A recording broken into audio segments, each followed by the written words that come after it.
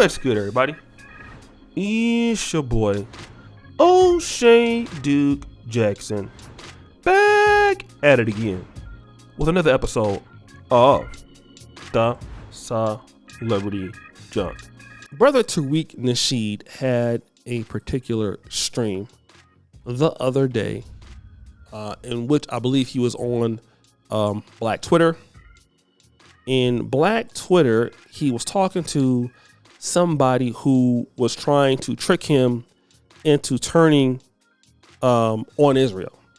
Okay. And I believe it was a Caucasian caller. And basically the caller was trying to get Tariq Nasheed pretty much to pick a side in the Israel-Palestinian conflict. I want to play that situation, and then I'm going to come back. Matro, what's up, brother? Yes, sir, bro.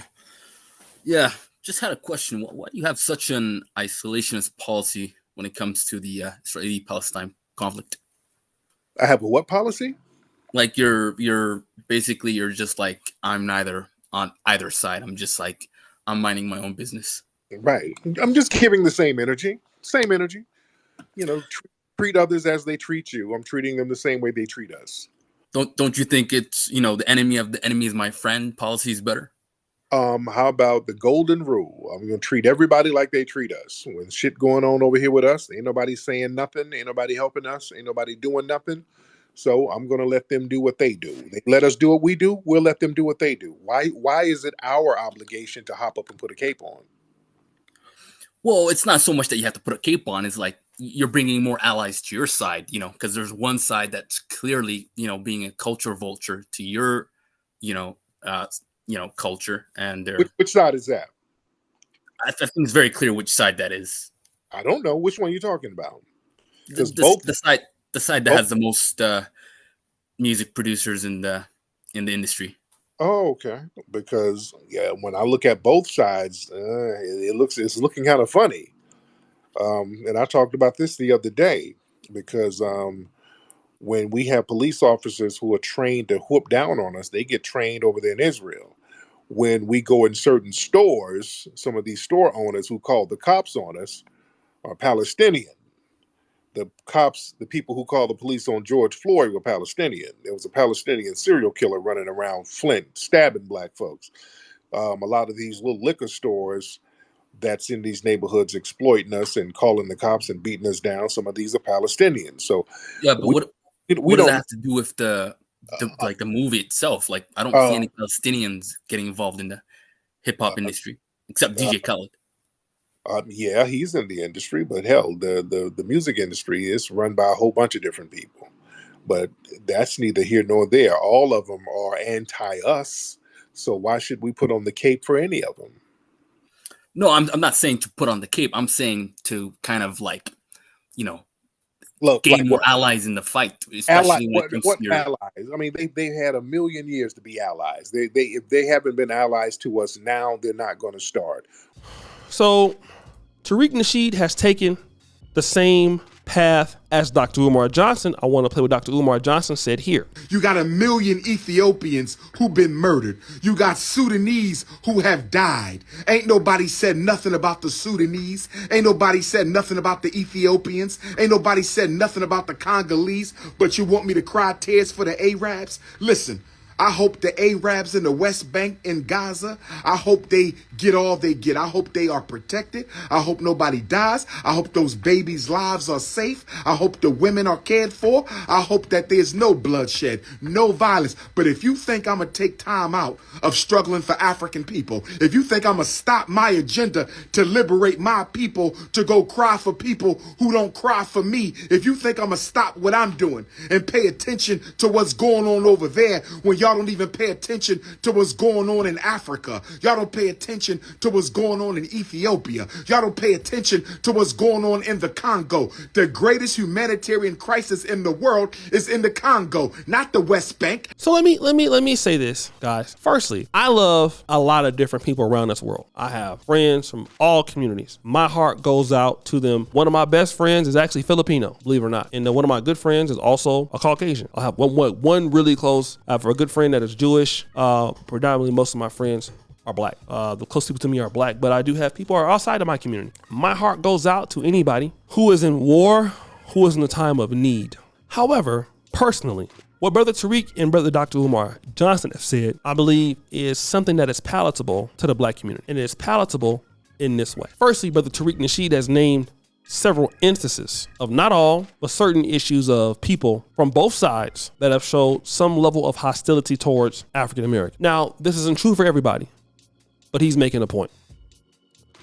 The point that he's making is that while you can also be very empathetic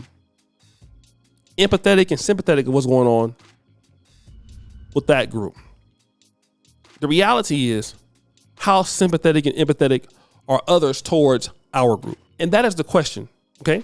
The blacks in civil rights, I don't know how many groups we have been empathetic and sympathetic to, but what have we received for our sympathy and that empathy?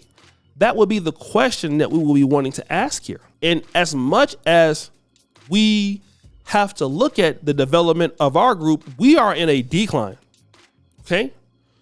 When you are in a decline, when you are losing money, when you are going, your money's not coming in, you start watching your spending a lot more, right? You start being focused more on that because, if you're spending money on a certain situation and you don't feel like that's getting better for you, then what you try to do is to watch your spending.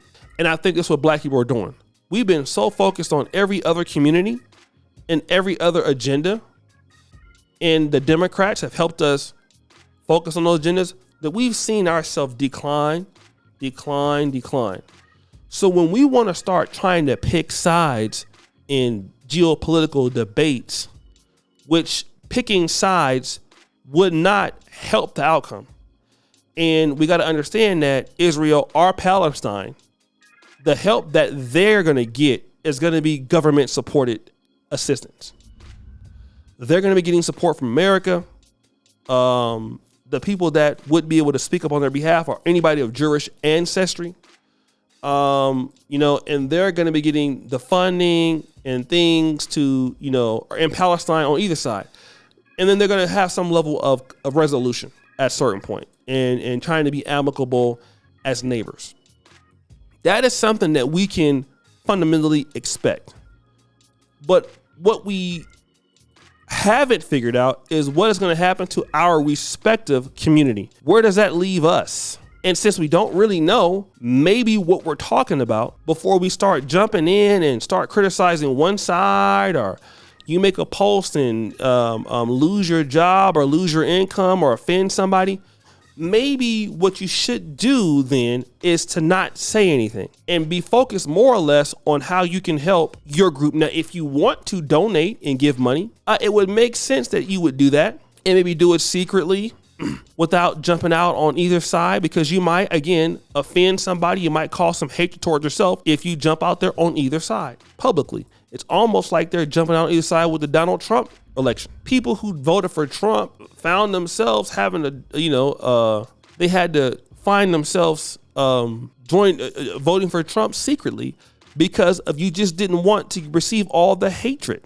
All right. You didn't want to get all the hatred. So now you find yourself joining, secretly. So that might be the best thing. OK, might be the best thing. So, and I think what the brother is saying is correct. Be focused on your group. Because I can tell you one thing about these people here. They are focused on their people. Right. More than we are focused on ourselves. And because we are not doing that, that's why we are behind as a group severely. So guys, what do you think? It's your boy O'Shea Duke Jackson back at it again with another episode of The Celebrity Drunk. Appreciate you for all you do. Secure the bell. We're out.